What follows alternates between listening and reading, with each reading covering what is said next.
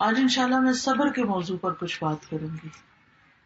نحمده ونصلي على رسوله الكريم اما بعد فاعوذ بالله من الشيطان الرجيم بسم الله الرحمن الرحيم رب اشرح لي صدري ويسر لي امري واحلل عقدة من لساني يفقهوا قولي. قرآن مجید میں اللہ تعالیٰ فرماتے ہیں وَلَنَبْلُوَنَّكُمْ بِشَيْءٍ مِّنَ الْخَوْفِ وَالْجُوعِ وَنَقْصٍ مِّنَ الْأَمْوَالِ وَالْأَنفُسِ وَالثَّمَرَاتِ وَبَشِّرِ الصَّابِرِينَ الَّذِينَ إِذَا أَصَابَتْهُم مُّصِيبَةٌ قَالُوا إِنَّا لِلَّهِ وَإِنَّا إِلَيْهِ رَاجِعُونَ أُولَٰئِكَ عَلَيْهِمْ صَلَوَاتٌ مِّن رَّبِّهِمْ وَرَحْمَةٌ وَأُولَٰئِكَ هُمُ الْمُهْتَدُونَ. سورۃ البقرہ کی آیت نمبر 155 سے 157 تک. اور یقیناً ہم تمہیں خوف اور بھوک اور مالوں اور جانوں اور پھلوں کی کمی میں سے کسی نہ کسی چیز کے ساتھ ضرور آزمائیں گے، اور صبر کرنے والوں کو خوشخبری دے دو. وہ لوگ جب انہیں کوئی مصیبت پہنچتی ہے تو وہ کہتے ہیں کہ بے شک ہم اللہ کے لیے ہیں اور بے شک ہم اسی کی طرف واپس لوٹ کر جانے والے ہیں. یہ لوگ ہیں جن پر ان کے رب کی طرف سے کئی مہربانیاں ہیں اور بڑی رحمت ہے، اور یہی لوگ ہدایت پانے والے ہیں. ان آیات سے پتہ چلتا ہے کہ دنیا میں ہر انسان کو ضرور آزمایا جائے گا، یعنی ہر ایک کا امتحان ہوگا، کیونکہ اس دنیا میں ہم آئے ہی امتحان کے لیے ہیں.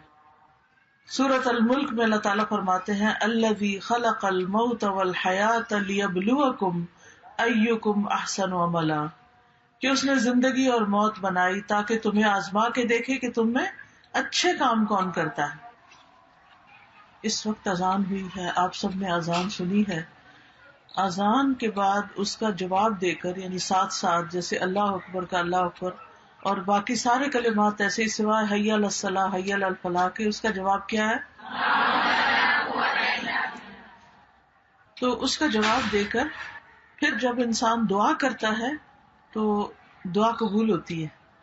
اس وقت آسمان کے دروازے کھولے جاتے ہیں. ہر اذان کے بعد آسمان کے دروازے کھلتے ہیں. حدیث میں آتا ہے، حضرت انس رضی اللہ عنہ رسول اللہ صلی اللہ علیہ وسلم سے روایت کرتے ہیں کہ آپ نے فرمایا جب اذان دی جاتی ہے تو آسمان کے دروازے کھول دیے جاتے ہیں اور دعا قبول کی جاتی ہے. کتنا مبارک وقت ہے یہ. اس لیے جب آپ جیسے گھر میں ہوتے ہیں نا تو ہم باتیں کر رہے ہوتے ہیں، پرواہ ہی نہیں کرتے اذان ہو رہی ہے نہیں ہو رہی، اور ہم اپنی پریشانیاں بتا رہے ہوتے ہیں ایک دوسرے کو. حالانکہ اس وقت اگر ہم چپ کر جائیں، اذان سنیں، اس کا جواب دیں اور اس کے بعد دعا کریں تو ہماری پریشانی دور ہو سکتی ہے. اپنے لیے کریں، اپنے بچوں کے لیے کریں، اپنی دنیا کے مسائل کے لیے کریں، اپنی آخرت کے لیے کریں. کتنا کچھ ہے مانگنے والا. ہم کتنی چیزوں کے لیے پریشان رہتے ہیں اور کتنا اچھا موقع اللہ سبحانہ و تعالیٰ نے ہمیں دیا ہے، لیکن علم نہ ہونے کی وجہ سے ہم فائدہ نہیں اٹھا پاتے. امام مناوی کہتے ہیں کہ جب مؤذن کسی بھی نماز کے لیے اذان دیتا ہے تو آسمان کے دروازے کھول دیے جاتے ہیں.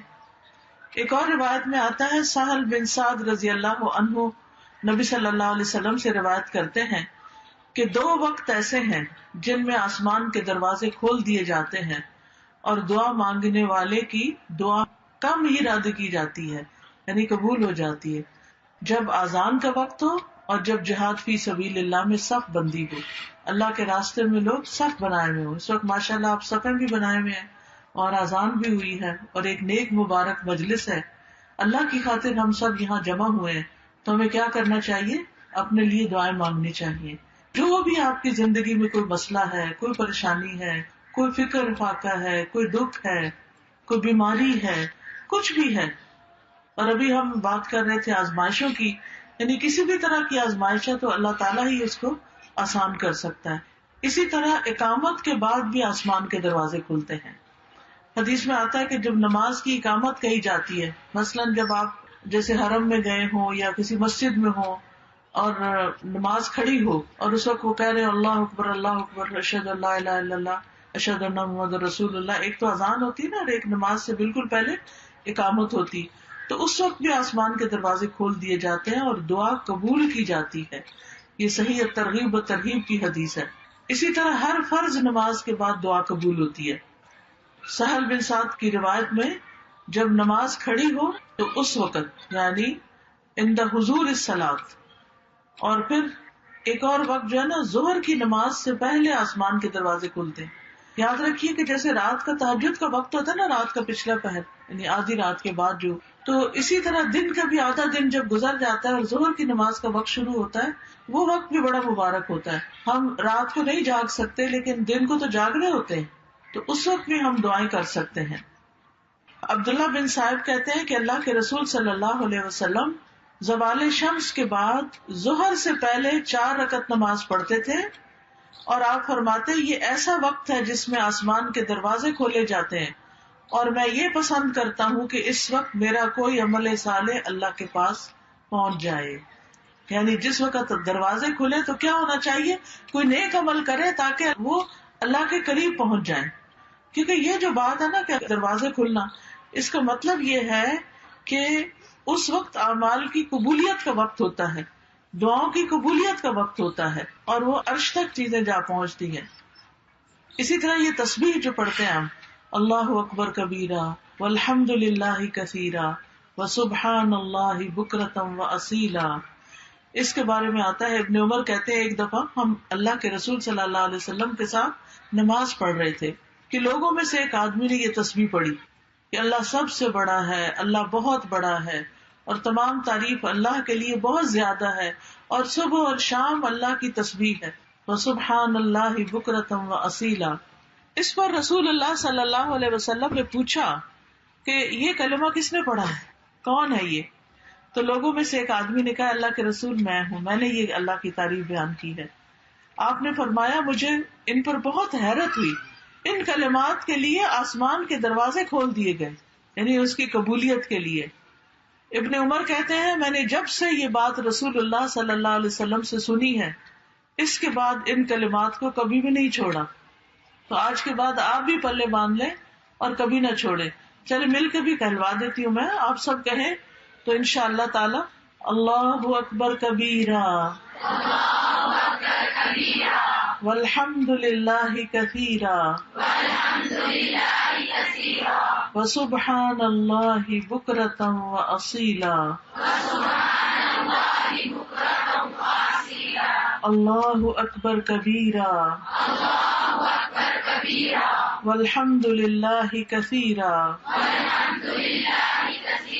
وسبحان اللہ بکرۃ واصیلا اللہ اکبر کبیرہ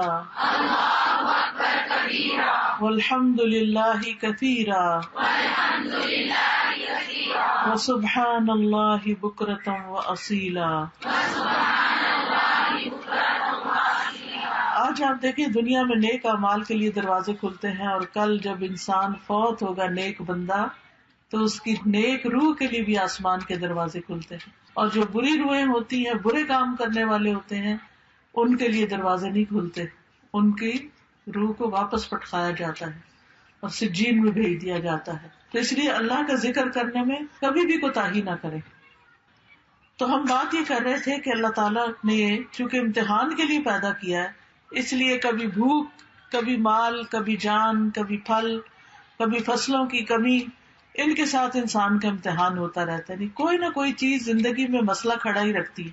ایک مسئلے سے نکلتے ہیں ایک اور میں پھنس جاتے ہیں، ایک سے نکلتے ہیں ایک اور میں پھنس جاتے ہیں، یعنی کوئی نہ کوئی غم ہمیں لگا ہی رہتا ہے. تو ایسی صورت میں کیا کرنا چاہیے کہ جب کوئی مصیبت پہنچے تو کیا کہنا چاہیے؟ انا للہ و انا الیہ راجعون. کوئی چیز چلی گئی، ہم بھی اللہ کے، ہم بھی جانے والے.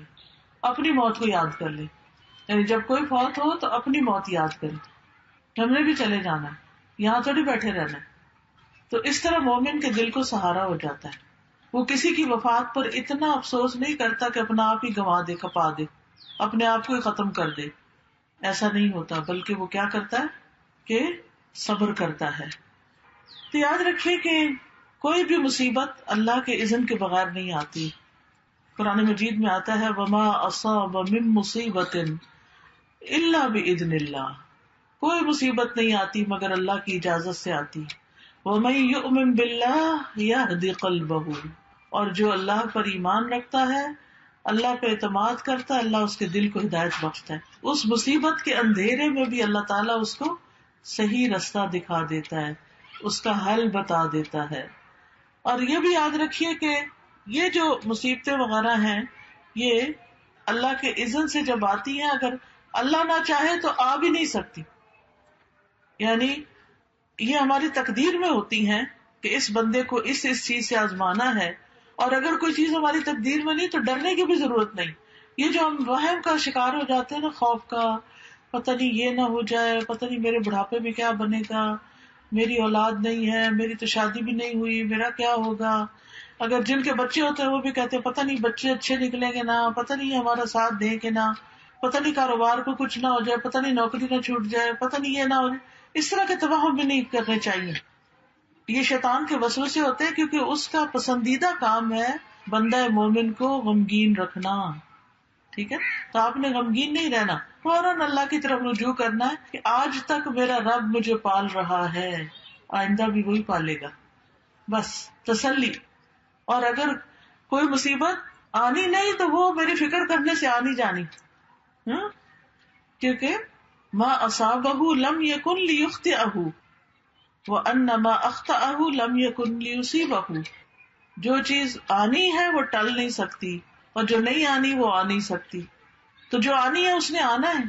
اس کے لیے اللہ سے دعا کرنی چاہیے کہ اللہ سبحانہ وتعالی ہمیں عافیت میں رکھے، اور اگر کوئی چیز آ کے ہٹ کرے تو صبر کی توفیق عطا فرمائے تاکہ اس کا اجر حاصل ہو سکے، اجر نہ گوائیں ہم.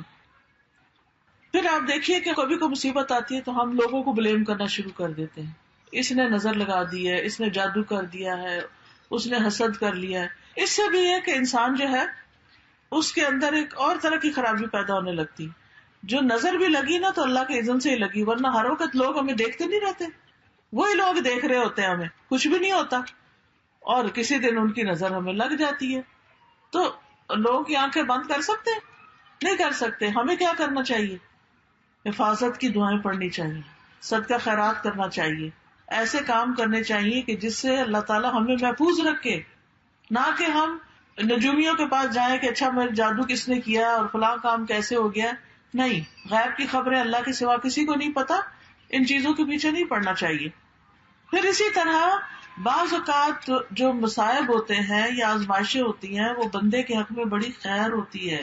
اس سے بندے کے اندر اللہ کی طرف قریب ہونے اور اللہ کی رضا حاصل کرنے کا شوق پیدا ہوتا ہے. رسول اللہ صلی اللہ علیہ وسلم نے فرمایا، اللہ جس کے ساتھ بھلائی کا ارادہ کرتا ہے اس کو مصیبت میں مبتلا کر دیتا ہے. اب وہ بندہ جو بھاگا جا رہا تھا دنیا کی طرف، جب پڑی اس پر مصیبت تو اب کیا ہوا؟ اللہ کی طرف اس نے رجوع کر لیا، اس نے اللہ کے سامنے رونا شروع کر دیا، دعائیں مانگنی شروع کر دی، ذکر اذکار وظیفے کرنے شروع کر دیے. اتنا ذکر ہم عام طور پہ کرتے ہیں جب ہم خوشحالی میں ہوتے ہیں؟ نہیں. لیکن جب مصیبت آتی ہے تو پھر دن رات دعائیں کرتے ہیں، اور دعا عبادت ہے، ہم ہر وقت عبادت کی حالت میں ہو جاتے ہیں. پھر اسی طرح ہے کہ اللہ تعالیٰ بندے کو اس کے ذریعے صاف کرتا ہے، گناہ پاک ہوتے ہیں. حدیث میں آتا ہے مسلمان کو جو بھی پریشانی، رنج، غم، ملال، تکلیف کچھ بھی پہنچتا ہے، حتیٰ کہ کوئی کانٹا بھی اس کو چبھ جاتا ہے، تو اللہ تعالیٰ اسے اس کے گناہوں کا کفارہ بنا دیتے ہیں اور اس کو اس کے ذریعے پاک کر دیتے ہیں. پھر اسی طرح ایک جگہ پر تو یہ آتا ہے کہ یہ اللہ کی محبت کی علامت ہوتی ہے. ہم تو جس سے محبت کرتے ہیں اس کو زیادہ اچھی اچھی چیزیں دیتے ہیں، لیکن اللہ کی محبت بندوں کی محبت سے مختلف ہے. وہ اس کو تکلیف میں مبتلا کر کے اپنی طرف لے آتے ہیں. حدیث میں آتا ہے اذا احب اللہ قوما ابتلاہم، جب اللہ کسی قوم سے، کچھ لوگوں سے محبت کرتا ہے تو ان کو امتحان میں مبتلا کر دیتا ہے، اور یہ اللہ کے قرب کی علامت ہوتی ہے. اور اس میں آپ دیکھیے کہ ایک حدیث سے پتہ چلتا ہے کہ آپ نے فرمایا کہ ان میں سے کچھ لوگ آزمائش پہ بہت خوش ہوتے ہیں بنسبت اس شخص کے جو کچھ دیے جانے پہ خوش ہوتا ہے. وہ امتحان پر کہتا ہے کہ اللہ نے ہم سے محبت کی، اللہ نے ہمیں یاد رکھا.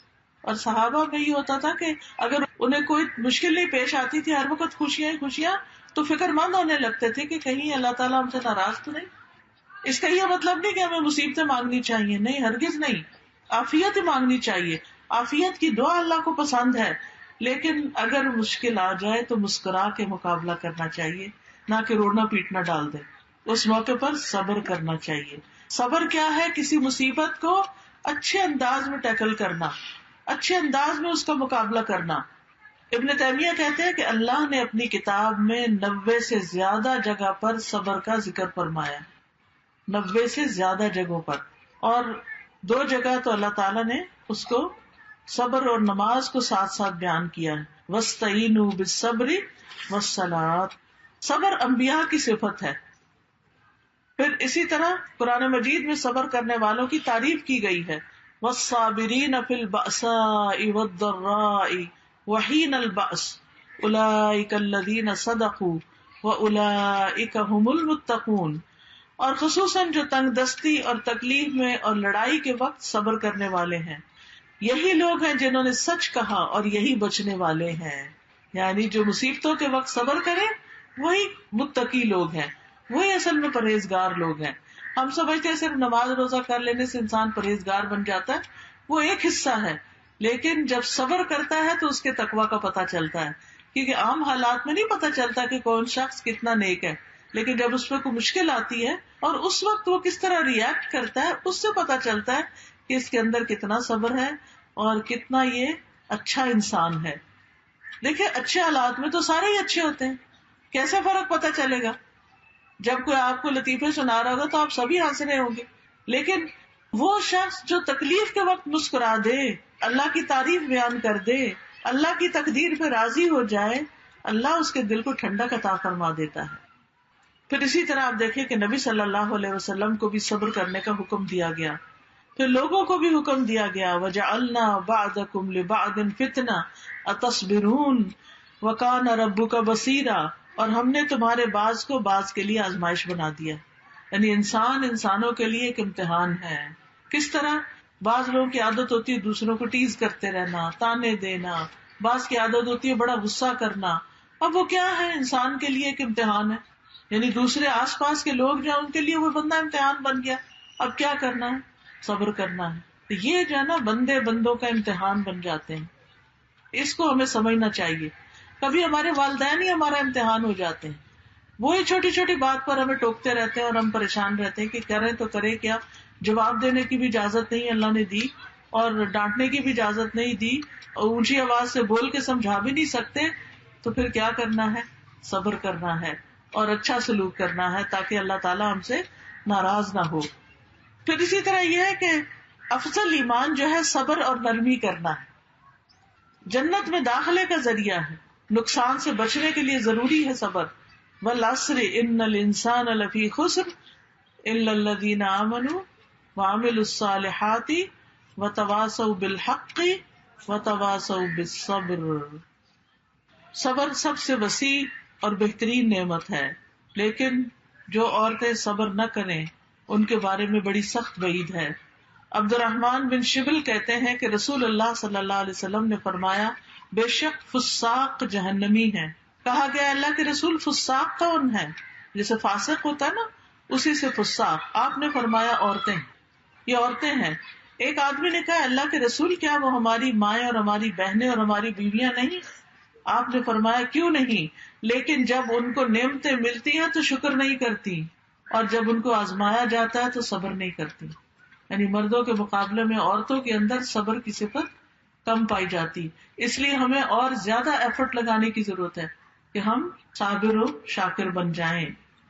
اب صبر جو ہے نا اس کا لفظی مطلب ہوتا ہے اپنے آپ کو روکنا. کس چیز سے روکنا؟ اللہ کی نافرمانی سے روکنا. فرائض پورے کرنے کے لیے اپنے آپ کو روکنا کہ نہیں یہ کام تو پورا کرنا ہی کرنا ہے، تو ڈیوٹی ہے میری، چاہے اللہ کے حق میں ہو چاہے بندوں کے حق میں. پھر اسی طرح نفس کو ایسی خواہشات سے روکنا جن سے روکنے کا حکم دیا گیا ہے. پھر صبر جو ہے وہ روشنی ہے. صبر کیا ہے؟ روشنی ہے. جیسے سورج کی روشنی ہوتی ہے نا تو اس میں گرمی بھی ہوتی ہے لیکن چمک بھی ہوتی ہے، تلخی بھی ہوتی ہے. تو اسی طرح صبر انسان کے لیے مشقت انگیز ہے. اسی لیے نماز کو نور اور صبر کو ضیاء کہا گیا ہے، کیونکہ صبر میں مشقت اور تکلیف پائی جاتی ہے. تو 3 طرح صبر ہوتا ہے. ٹھیک ہے. 3 طرح کی چیز. نمبر 1 اللہ کی نافرمانی سے صبر کرنا. حرام کام بڑا آسان ہو گیا لیکن کیا کرنا؟ اپنے آپ کو روک کر رکھنا. جیسے حدیث میں آتا ہے وہ شخص جس کو کوئی حسب نسب والی عورت، خوبصورت عورت زنا کے لیے بلائے اور وہ یہ کہے آدمی کہ میں اللہ سے ڈرتا ہوں، یہ بھی صبر ہے.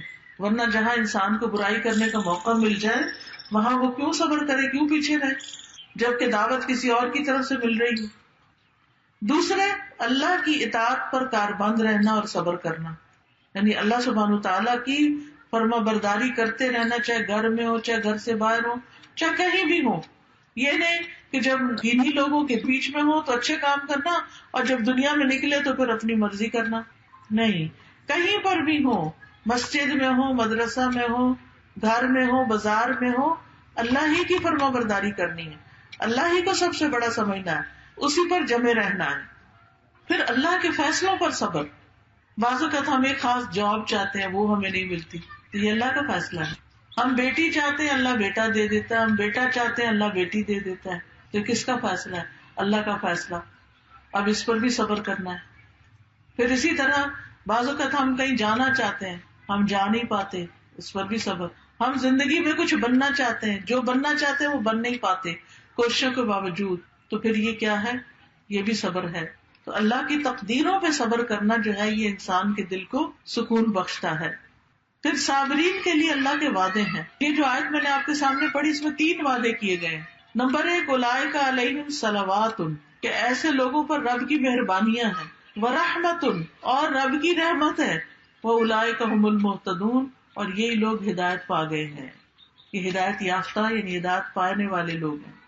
تو اس میں آپ دیکھیں صلوات، رحمت اور ہدایت ملتی ہے کس پر؟ صبر کرنے پر. اور ان کے لیے مغفرت اور بہت بڑا اجر ہے. جیسے سورۃ الاحزاب کی آیت 35 میں آتا ہے والصابرین والصابرات، اور بھی صفات ہیں اعد اللہ لهم مغفرۃ واجرا عظیما، کہ اللہ نے ان کے لیے بخشش اور بہت بڑا اجر تیار کر رکھا ہے. پھر آپ دیکھیے کہ صبر کرنے والوں کا اجر اللہ کے ذمہ ہوتا ہے، اور جو صبر کرتا ہے اس کا اجر پھر جب رب دے گا تو کتنا بڑا دے گا، پھر اس کا اجر ضائع نہیں ہوتا. پھر یہ بھی یاد رکھیے کہ جس کی آزمائش بڑی ہوتی ہے اس کا اجر بھی بڑا ہوتا ہے. کچھ لوگوں کی آزمائش چھوٹی چھوٹی ہوتی ہے اور اس پر بھی وہ صبر نہیں کرتے، لیکن کچھ کی آزمائش بہت بڑی ہوتی، تو جتنی بڑی آزمائش اتنا بڑا اجر.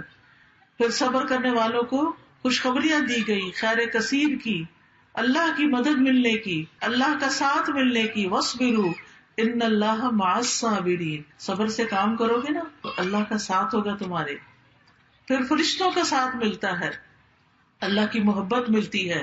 واللہ یحب الصابرین، اور اللہ تعالیٰ محبت کرتا ہے صبر کرنے والوں سے. سبحان اللہ، جس بندے سے پھر اللہ محبت کرتا ہے اس کی شان ہی کیا. اللہ تعالیٰ جبریل کو بلاتے ہیں، میں فلاں بندے سے محبت کرتا ہوں، تم بھی کرو. جبریل بھی کرتے ہیں، وہ آسمان والوں میں پکارتے ہیں، آسمان والے محبت کرنے لگتے ہیں، پھر وہ محبت زمین والوں میں اتارتی جاتی. تو اس لیے بہت ضروری ہے کہ ہم اللہ کی محبت حاصل کرنے کے لیے صبر کریں. وَلِرَبِّكَ فَاصْبِرْ، اپنے رب کی خاطر صبر کرو، رب نے حکم دیا ہے، رب اس کی جزا دے گا. پھر اسی طرح یہ ہے کہ انسان کو کامیابیاں نصیب ہوتی ہیں. یا ایھا الذین آمنوا اصبروا وصابروا ورابطوا واتقوا اللہ لعلکم تفلحون، اے لوگوں جو ایمان لائے ہو، صبر کرو اور مقابلے میں جمے رہو اور ڈٹے رہو اور اللہ سے ڈرو تاکہ تم کامیاب ہو جاؤ. صبر کرنے والے کو عزت ملتی ہے، بے صبرہ بندہ جو ہے دوسروں کی نگاہ سے گر جاتا ہے. دین کی امامت بھی صبر کرنے والوں کو ملتی ہے.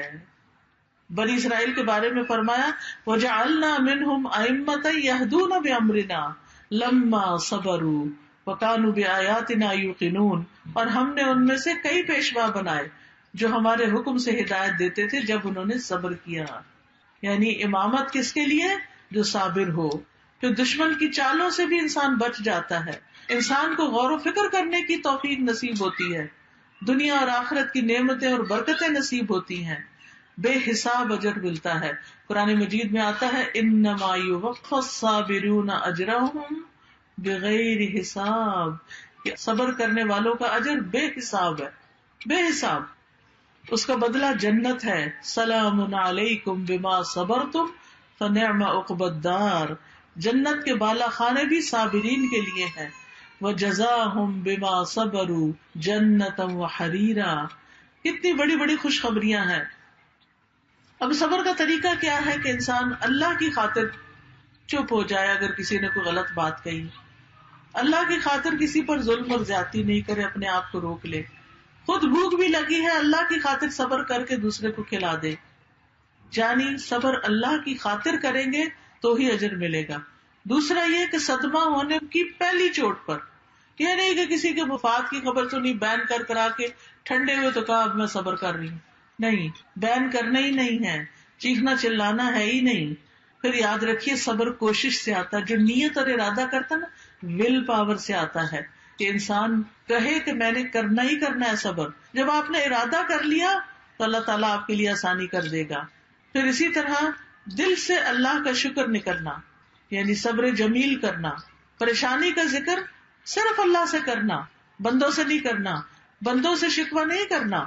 حدیث میں آتا ہے اللہ تعالیٰ فرماتے ہیں جب میں اپنے مومن بندے کو آزماتا ہوں اور وہ تیمارداری کرنے والوں کے سامنے میرا شکوہ نہیں کرتا تو میں اس کو اپنی قید سے آزاد کر دیتا ہوں, یعنی اس کو صحت دے دیتا ہوں.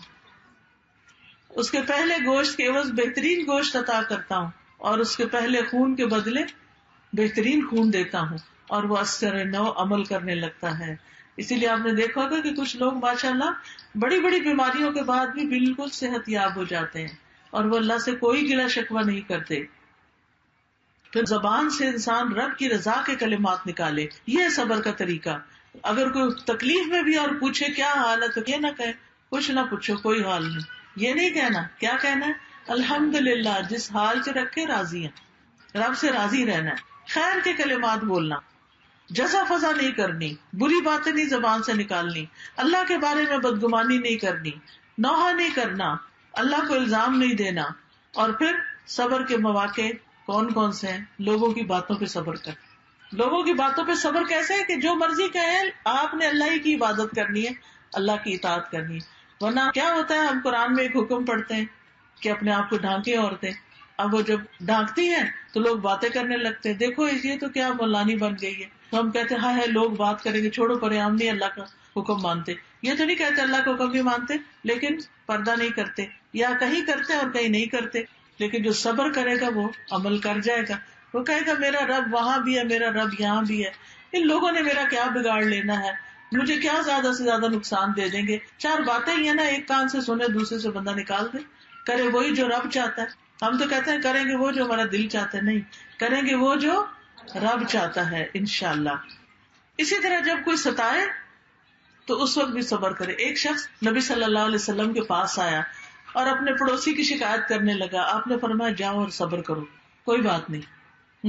لیکن ہمیں کوئی سنائے تو ہم اس کے ہاں میں ہاں ملا دیتے ہیں اور کہتے ہیں تم تو بڑے مظلوم مسکین ہو. پھر اسی طرح غلط الزام لگانے پر بھی صبر کرنا چاہیے. ہاں اگر موقع ہو تو انسان اپنی صفائی پیش کر دے, اور اگر کوئی سننا ہی نہیں چاہتا ہماری صفائی تو کوئی بات نہیں, اللہ کو تو پتا ہے کہ ہم بے گناہ ہیں. پھر اسی طرح حالات کی تنگی پر, رزق میں کمی پر, پھر اسی طرح بیماری پر, بیٹیوں کی پیدائش پر.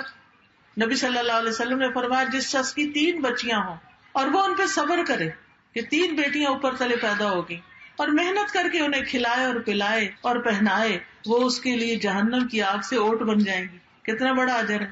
بچوں کی وفات ہو جائے تو اس پر صبر کرنا, بیت الحمد. پھر اسی طرح علم کے حصول میں صبر کرنا. آپ علم کے لیے نکلتے ہیں, کبھی گاڑی نہیں ملتی, کبھی آپ دھوپ میں ہیں, کبھی پسینوں میں, کبھی گھر سے ڈانٹ پڑ رہی ہے, کبھی ٹیچر ڈانٹ رہی ہے, تو گھبرا کے چھوڑنا نہیں. صبر کرنے کا مطلب یہ ہے کہ سفر جاری رکھنا ہے یہاں تک کہ اپنا کام مکمل کر لیں. پھر اسی طرح بڑوں کی طرف سے کوئی بات ڈانٹ سننی پڑ جائے اس پر صبر کر لیں.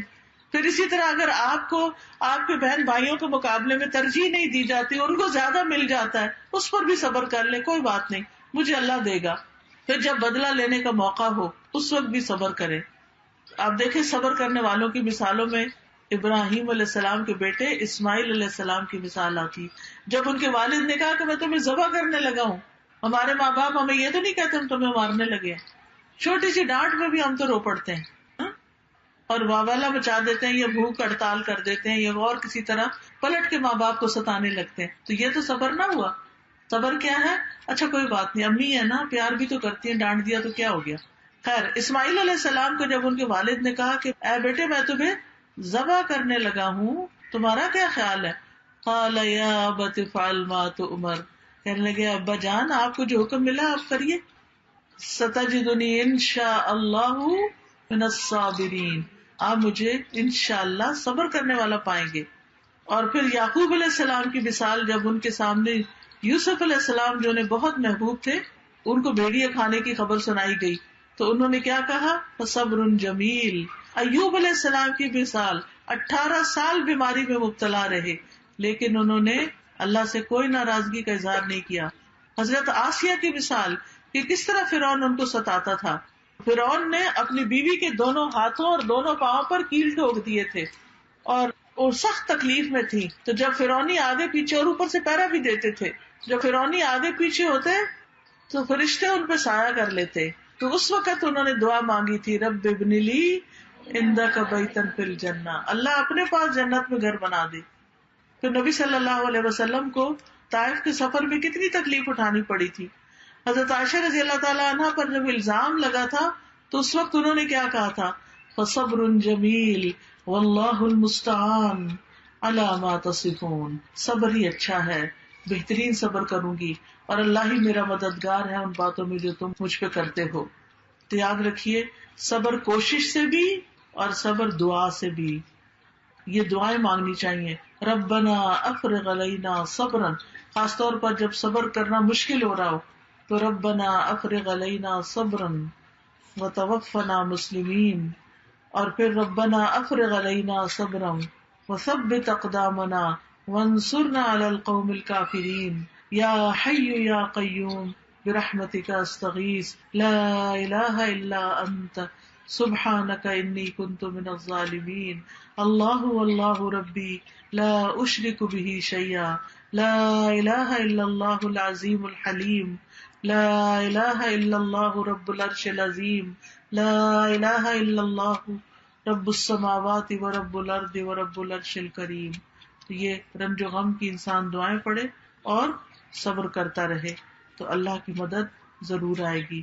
وآخر دعوانا ان الحمد للہ رب العالمین. سبحانک اللہم و بحمدک اشہد ان لا الہ الا انت استغفرک و اتوب الیک. السلام علیکم و رحمۃ اللہ وبرکاتہ.